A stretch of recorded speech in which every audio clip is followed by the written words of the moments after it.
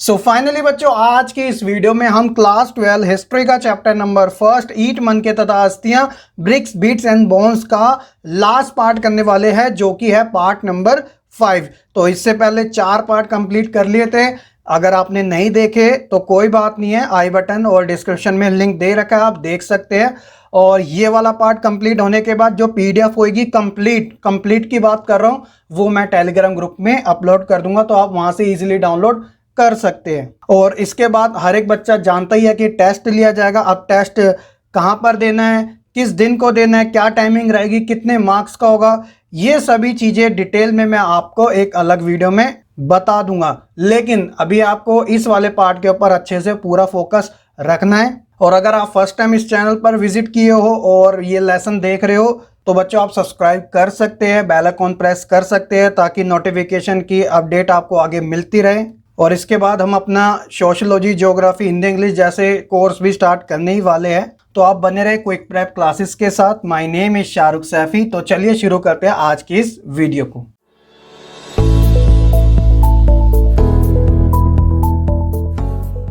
चलिए बच्चों, आज के इस लेसन के कंटेंट की बात की जाए तो वो आपकी स्क्रीन पर कुछ इस प्रकार से है, जिसमें हम शुरुआत करेंगे सील, स्क्रिप्ट और वेट्स के बारे में, यानी मोहरे, लिपियां और बाट क्या क्या होते हैं। काफ़ी सिंपल सा कॉन्सेप्ट है। और उसके बाद में एक अच्छा सा टॉपिक आएगा जिसे समझना आपको काफ़ी ज़रूरी हो जाता है, वो है एक complicated ruling system in Harappan civilization, यानी कि हड़प्पा समाज के अंदर जो शासन व्यवस्था थी वो किस प्रकार की थी। और साथ ही एक मेन टॉपिक जो कि काफ़ी फेमस है, इवन ये कॉम्पिटेटिव एग्जाम में भी इससे रिलेटेड क्वेश्चन पूछे जाते हैं, तो वो है the end of the civilization, यानी कि इस सभ्यता का अंत के बारे में। और साथ ही मैं लास्ट में आपको कनिंघम के बारे में भी बताऊंगा कि उसका भ्रम क्या था, वो किस चीज को लेके कंफ्यूजन में थे।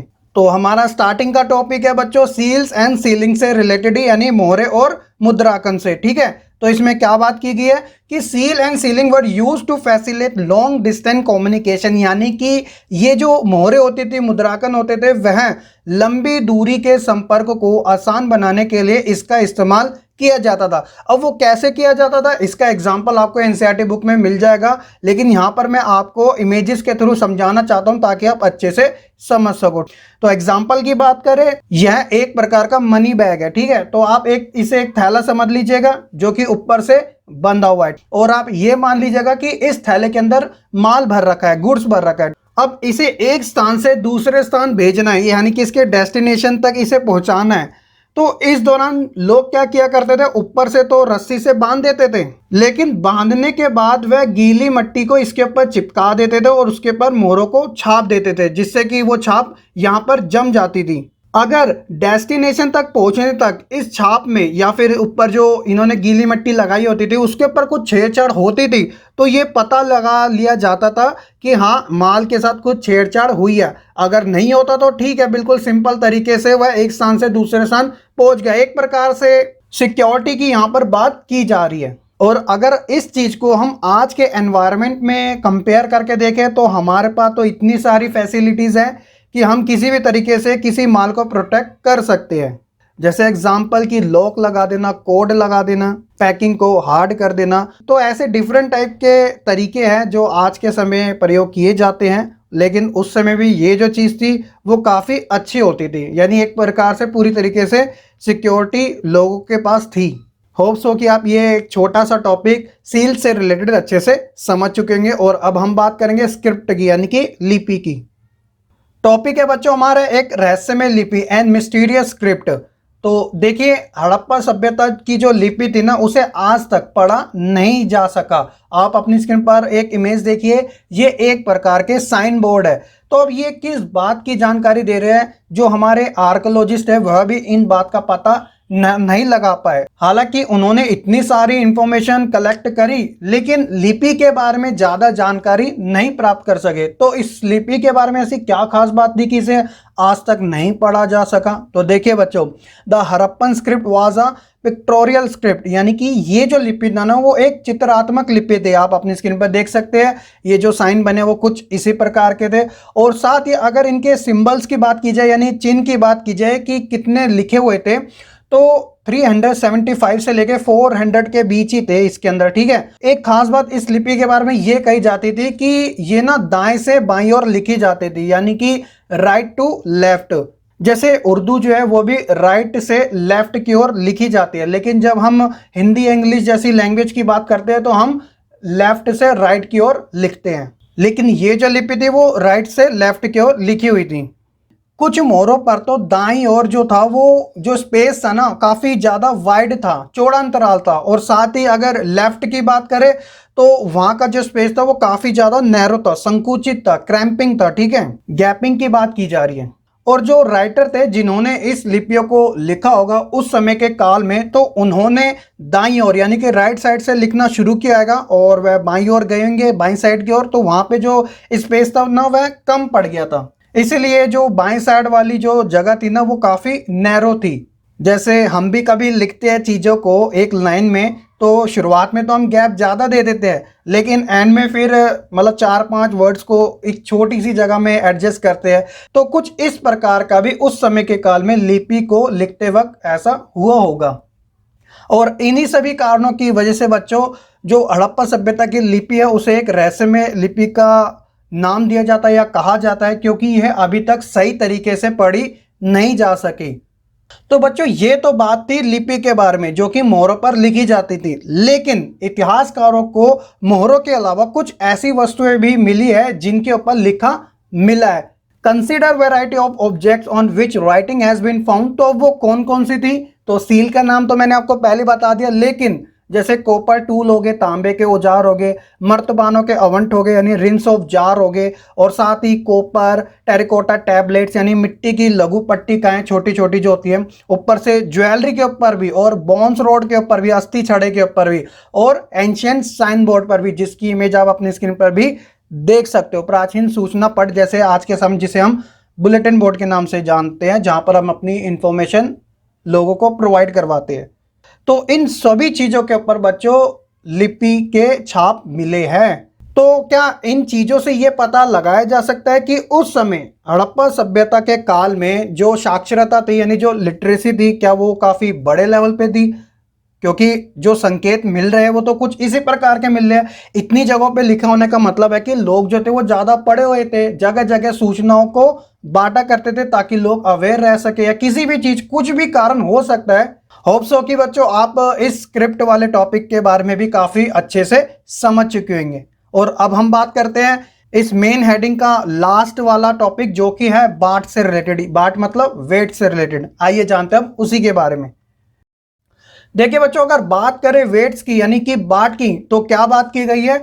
Weights usually made of a stone called chert and generally cubical with no marking. It's mean कि जो बाटें होती थी ना वह चट नामक पत्थर से बनाई जाती थी। कुछ ऐसा होता होगा, आप अपनी स्क्रीन पर देख सकते हैं। खास बात इसमें यह कही गई है कि ये जो बाट होती थी ना वो एक क्यूब के आकार की होती थी, घनाकार होती थी, जैसे कि मैंने यहाँ पर इमेज में शो भी करा रखा है। और इसके ऊपर कुछ मार्किंग नहीं होता था, कुछ छपा हुआ नहीं होता था, सिंपल सी। और साथ ही ये जो बाट होती थी वो भी 2 टाइप्स की होती थी। पहली तो थी लोअर डिनोमिनेशंस जिसे बाइनरी के नाम से जाना जाता था, और दूसरी होती थी हायर डिनोमिनेशन जो कि डेसिमल सिस्टम में यूज की जाती थी। इट्स मीन कि जो लोअर वाली थी ना उसके अंदर जो मानदंड रखा जाता था उसका टर्म्स कुछ ऐसे होते थे कि जैसे 1, 2, 4, 8, 16, 32। यानी जैसे आज के समय में जब आप कोई चीज़ लेने जाते हो तो आपको ज़्यादा जो बाट मिलती है वो कैसी होती है? कोई 500 ग्राम की होगी, 1 किलो की होगी, 250 ग्राम की होगी। तो इसी प्रकार कुछ ऐसा इसमें यूज़ किया जाता था। और जो दूसरी वाली होती थी ना हायर डिनोमिनेशंस वाली, वो डेसिमल सिस्टम से यूज़ की जाती थी। डेसिमल मतलब कि जो दशमलव वाले होते हैं, ठीक है, क्योंकि ये सब चीज़ें तोलने में काफ़ी हेल्प करती थी। और छोटे बाटों का प्रयोग आभूषण और मनकों को तोलने के लिए भी किया जाता था। और साथ ही इतिहासकारों को धातु से बने तराजू के पलड़े भी यहाँ पे मिले, जो कि काफ़ी सिंपल सी बात होगी। जब वेट मिलेंगे तो भैया तराजू तो मिलेंगे, तोला किस पे जाएगा, ठीक है। तो ये तो था बच्चों आपका बाट के बारे में। तो 3 टॉपिक हमने इस वाले में कवर किए। पहला हमने सील्स के बारे में जाना था यानी मोहरों के बारे में। दूसरा एक ऐसी स्क्रिप्ट यानी कि जो रहस्यमय थी, मिस्टीरियस थी, उसके बारे में जाना। और तीसरा हमने ये बात करी कि ये जो वेट्स होते थे, बाट होते थे, इनका इस्तेमाल कैसे किया जाता होगा, ये किस प्रकार की होती थी। होप सो कि आपको ये कंप्लीट टॉपिक अच्छे से समझ आ चुका होगा। कोई डाउट हुआ तो आप कमेंट करके बता देना, ठीक है। चलिए बच्चों, अब बात करते हैं अपने नेक्स्ट टॉपिक के बारे में, जो कि है हड़प्पा समाज में शासन व्यवस्था, यानी कि ruling system in Harappan civilization. यहाँ पर आपको एक चीज याद रखनी है कि यहाँ की जो शासन व्यवस्था थी ना, वो काफी ज्यादा कॉम्प्लिकेटेड थी, कंफ्यूजन वाली थी। अब वो कैसे थी, आपको यहाँ पर डिफरेंट टाइप के एग्जाम्पल से पता चलेगी। तो आइए बात करते हैं। जो हमारा मेन टॉपिक है वो है प्रसाद और शासक। प्रसाद मतलब होता है बच्चों पैलेसिस, ठीक है, और शासक आप जानते हैं किंग्स के बारे में। तो क्या कहा गया है इसमें, a large building found at Mohenjodaro was labelled as a palace by archaeologist but spectacular find were associate with it. It's mean कि मोहनजोदड़ो से एक विशाल भवन तो प्राप्त हुआ है जिसे किसकी संज्ञा दी गई है, प्रसाद की, पैलेसिस की, ठीक है, लेकिन इससे रिलेटेड कोई अन्य चीज नहीं मिली है जो कि भव्य हो। भव्य तो आप जानते हैं काफी शानदार, ठीक है। और उसी तरह एक पत्थर की मूर्ति मिली है जिसे पुरोहित राजा की संज्ञा दी गई है और आज भी ये नाम प्रचलित है। इसके पीछे ये रीजन बताया गया है कि जो आशा ये चल रही है कि जो पुरातात्विक थे वह मेसोपोटामिया के इतिहास और वहां के पुरोहित राजाओं से परिचित थे। This is because archaeologist were familiar with Mesopotamian history and it's priest king. अब यहाँ पर आपको वो कंफ्यूजन क्रिएट होगी जहाँ पर जो हमारे आर्कोलॉजिस्ट हैं जिन्होंने अपनी अपनी राय रखी है, वो काफ़ी डिफरेंट टाइप को आपको देखने को मिलेगी। उनकी राय में आपको मतभेद देखने को मिलेंगे। अब वो कौन कौन से, आइए जान लेते हैं अब उन्हीं के बारे में। कुछ पुरातात्विकों का ये मानना है कि हड़प्पा समाज में शासक नहीं होते थे, कोई किंग ही नहीं होता था, और वहाँ पे जो लोगों की स्थिति थी ना वो इक्वल थी, यानी कि कोई यहाँ पे राजा नहीं है, जितने भी लोग एग्जिस्ट करते हैं वो सभी के सभी नॉर्मल है और इक्वल है। और साथ ही कुछ पुरातात्विक ये मानते थे कि यहाँ कोई नहीं बल्कि कई सारे शासक थे, यानी कि यहाँ पर एक किंग नहीं था, काफ़ी सारे किंग्स थे, जैसे कि मोहनजोदड़ो, हड़प्पा आदि के अपने अपने अलग अलग राजा हुआ करते थे या होते थे। तो ये दूसरा तर्क था। और तीसरा जो तर्क है वो पुरातात्विक कुछ इस प्रकार से देते हैं कि यह सिर्फ एक ही राज्य था। जैसे उन्होंने कुछ इसके पीछे एग्जाम्पल भी दिए हैं, वो कौन कौन से हैं कि पुरावस्तु में यहाँ पे समानताएं थी, नियोजित बस्तियों के यहाँ पे साक्ष्य मिले, ईंटों के आकार जो थे वो निश्चित अनुपात में थे, नियोजित बस्तियों के कच्चे माल के यहाँ पे स्रोत भी देखने को मिले। तो इन आधार पर वो ये कहते थे कि सिर्फ एक ही ये राज्य हुआ करता था। तो आप इन चीजों से क्या समझ रहे हो बच्चों, कितना सारा यहाँ पर कंफ्यूजन है, कोई एग्जैक्ट इंफॉर्मेशन नहीं मिल पा रही है, इसीलिए यहाँ का जो रूलिंग सिस्टम था ना वो स्पष्ट नहीं था। क्या यहाँ पर सिर्फ एक ही राजा का शासन था, यहाँ पर कोई राजा नहीं था, क्या ये सिर्फ एक ही स्टेट था, यहाँ पर सिर्फ एक ही चीज मिली है। तो इसलिए इस टॉपिक का नाम ये रखा गया है। होप सो कि बच्चों आप इस बारे में समझ रहे होंगे मैं क्या कहना चाह रहा हूँ। लेकिन फिर भी अगर कंक्लूजन की बात की जाए, निष्कर्ष की बात की जाए कि बच्चों ये एक राज्य तो नहीं था, क्योंकि अगर एक राज्य होता तो यहाँ पे जो आर्कोलॉजिस्ट के जो तर्क है वो इतने डिफरेंट नहीं होते, क्योंकि हमें कुछ ऐसी चीज़ें भी देखने को मिली है जो कि एक जगह तो सही बैठ रही लेकिन दूसरी जगह वो सही नहीं बैठ रही, चाहे फिर हम वो पृष्ठ किंग की ही बात क्यों ना करें। होप सो कि बच्चों आप इस बारे में अच्छे से जरूर समझ रहे होंगे। चलिए अब बात करते हैं बच्चों उस टॉपिक के बारे में जिसकी वजह से हिस्ट्री के अंदर इस सभ्यता का नाम काफी ज्यादा प्रसिद्ध हो गया, यानी फेमस हो गया, और काफी ज्यादा लोगों को हैरानी भी हुई इस बारे में कि आखिरकार ये कैसे हुआ। तो सभी चीजें इस टॉपिक के बारे में जानेंगे जो कि है सभ्यता का अंत, यानी कि the end of the civilization. Harappa सभ्यता के पतन की बात की जा रही है। आप इसे एक क्वेश्चन सेपरेट तरीके से रख भी सकते हो अपने नोट्स रजिस्टर में, क्योंकि एग्जाम में पूछ लिया जाता है 3 नंबर में भी और 8 नंबर में भी कि हड़प्पा सभ्यता का अंत कैसे हुआ, क्या क्या इसके रीजन रहे होंगे। तो आइए जानते हैं इन सभी के बारे में। तो शुरुआत करूंगा बच्चों यहाँ पर मैं फेज फर्स्ट के साथ, और उसके बाद मैं रीजंस बताऊंगा जो कि डिफरेंट टाइप के आर्कियोलॉजिस्टों ने दिए। तो सबसे पहले आपको ये मेन चीज तो जानना जरूरी है। क्या बात की गई है इसमें कि 1800 बीसी यानी ईसा पूर्व तक चोलिस्तान, ये कहां पर है, शायद मैंने आपको पहले बता रखा है, पाकिस्तान में। यहां पर ऐसे क्षेत्रों में अधिकांश विकसित हड़प्पा स्थलों को त्याग दिया गया था। There is the evidence that by the 18 BCE most of the mature Harappan site in region such as the Cholistan had been abandoned. It's mean कि लोगों ने एक ऐसे क्षेत्र को छोड़ दिया जो कि विकसित था, लेकिन कुछ रीजन रहे होंगे आगे, अभी आपको वो पता चलेंगे। एक रीजन ये भी था कि नई बस्तियों में आबादी भी बढ़ने लगी थी। There was expansion of population into new settlements, जैसे कि गुजरात ले लो, हरियाणा ले लो, वेस्ट यूपी ले लो, यानी कि पश्चिमी उत्तर प्रदेश। तो जो लोग थे ना वो शिफ्ट भी होने लगे थे, अपने स्थान को छोड़ के दूसरे स्थान पे जाने लगे थे।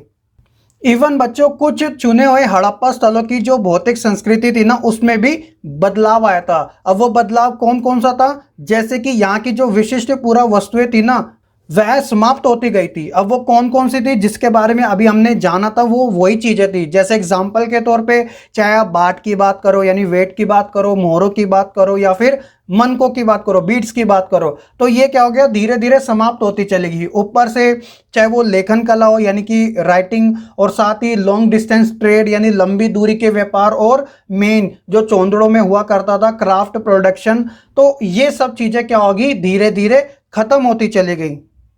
और अभी ये सिलसिला यही नहीं रुकता, इवन ये भी होने लगा कि माल में कमी आने लगी। Fewer materials were used to make far fewer things. It's mean कि थोड़ी वस्तुओं के निर्माण के लिए सिर्फ थोड़ी ही वस्तुओं का प्रयोग किया जाता था।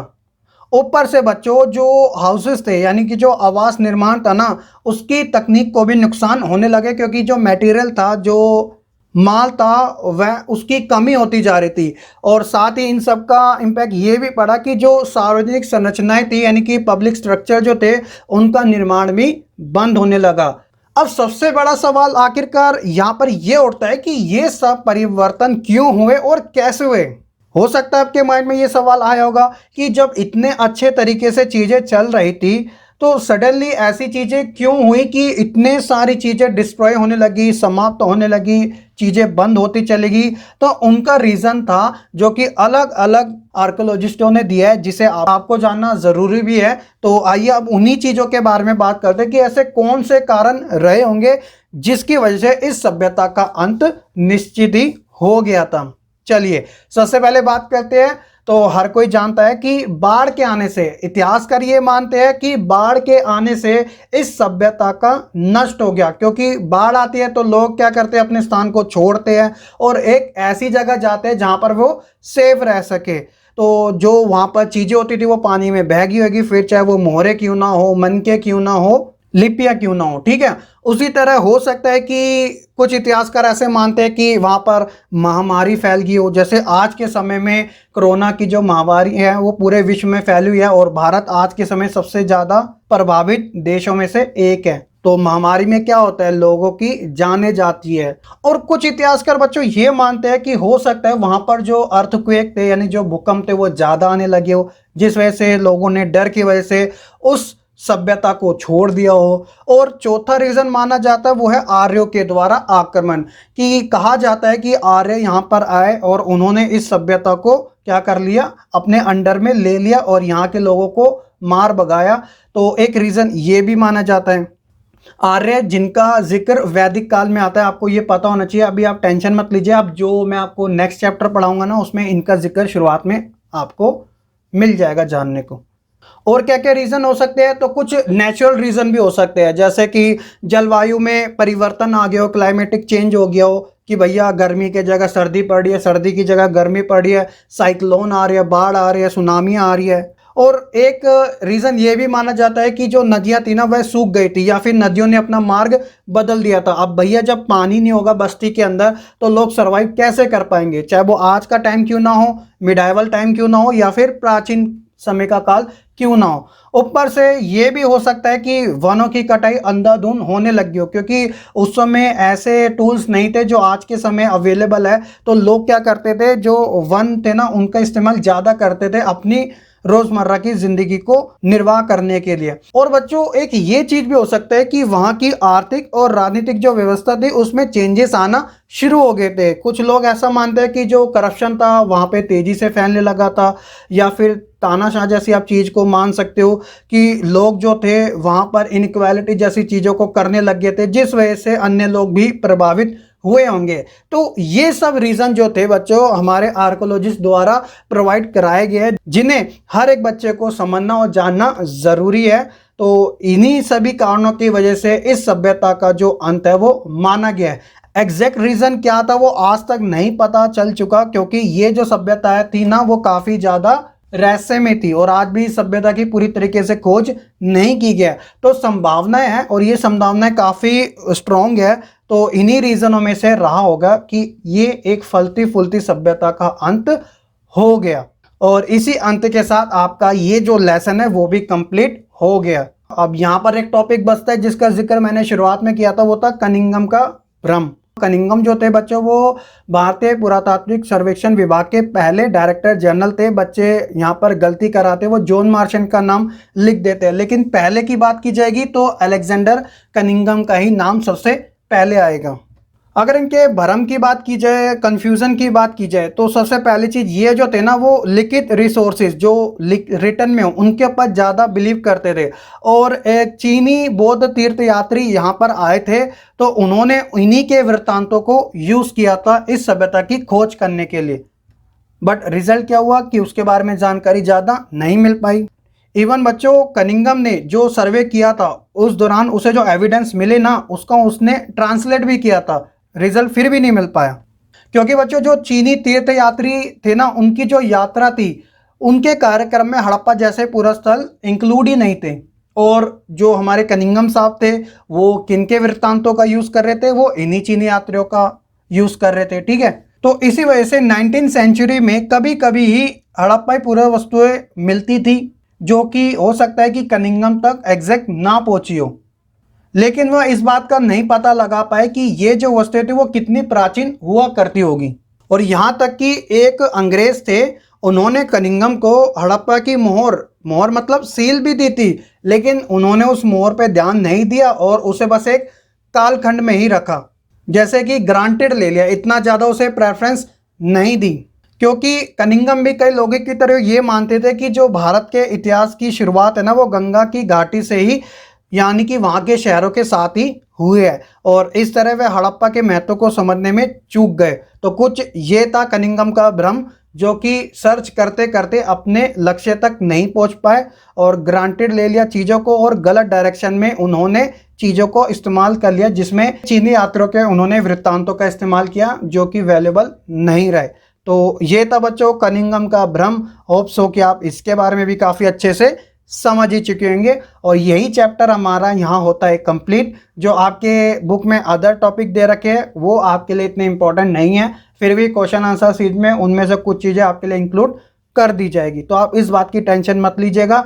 तो जिन बच्चों ने पांचों के पांचों पार्ट देखे होंगे मेरी नज़र में, उसे ये जो चैप्टर है इतने अच्छे तरीके से समझ आ चुका होगा कि वह हर एक छोटी छोटी चीज़ भी किसी के साथ डिस्कस कर सकता है। अगर देख नहीं सकते तो जो मैं आपको टेलीग्राम में PDF प्रोवाइड कराऊंगा तो आप वहां से डाउनलोड करके अपने हैंड रिटन नोट्स में जो मेन हाईलाइटेड चीज़ें हैं ना उन्हें यूज़ कर सकते हो, ताकि आपको एज अ लॉन्ग टाइम उन चीज़ों के बारे में जानकारी हो सके जिनकी बात इस लेसन में की गई है।